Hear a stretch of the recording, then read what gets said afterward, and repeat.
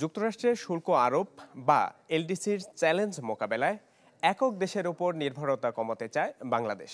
তাই বাণিজ্য বাড়ানোর পদক্ষেপের অংশ হিসেবে দর কষাকষির জন্য বিশেষজ্ঞ পুল তৈরি করছে বাণিজ্য মন্ত্রণালয়।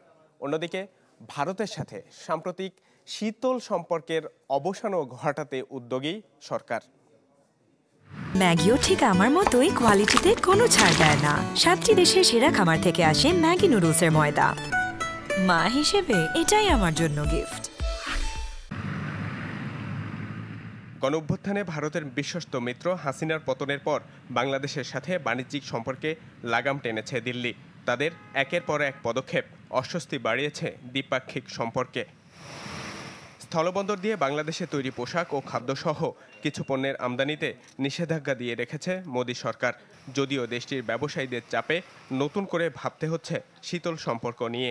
স্বাভাবিক আমদানি রপ্তানির জন্য যোগাযোগ রাখছে বাংলাদেশও।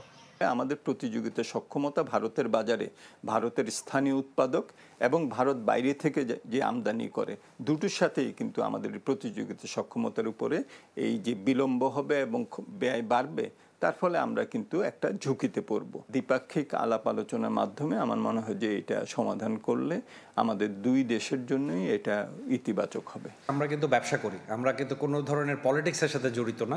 ওরাও কিন্তু তাকিয়ে আছে যে আমাদের ইন্ডিয়া বাংলাদেশ যে রিলেশনশিপের একটা মানে ভাটা চলছে, এটা যত তাড়াতাড়ি পারুক এটা নিরসন হয়ে যাক। সো মানে আমাদের দোনো পক্ষেরই কিন্তু ভাবমূর্তিটা একভাবে একদিকে তাকিয়ে আছে। তথ্য বলছে যুক্তরাষ্ট্রের বাড়তি শুল্কের চাপ কিংবা এলডিসির চ্যালেঞ্জ মোকাবেলায় একক কোনো দেশের ওপর বাণিজ্য নির্ভরতাও এড়াতে চায় বাংলাদেশ। তাই নজর ইউরোপ, আমেরিকা, চীন ও রাশিয়ার সাথে লেনদেনে। গুরুত্ব রয়েছে নতুন বাজারেও। প্রতিযোগী দেশগুলোর সাথে দর কষাকষি ও নতুন বাজার তৈরিতে বেসরকারি পর্যায়ে অংশীজনদের কাজে লাগাতে চায় অন্তর্বর্তী সরকার। তৈরি করা হচ্ছে বিশেষজ্ঞ পুল।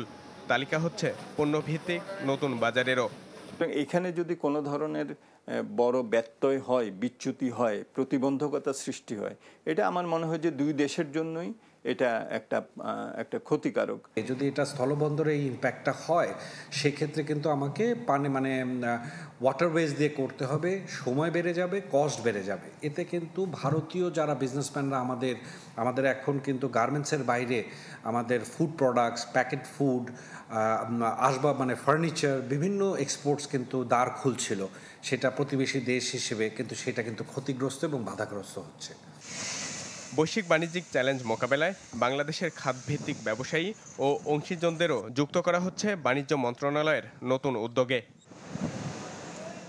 ইমদাদ হক, চ্যানেল 24, ঢাকা।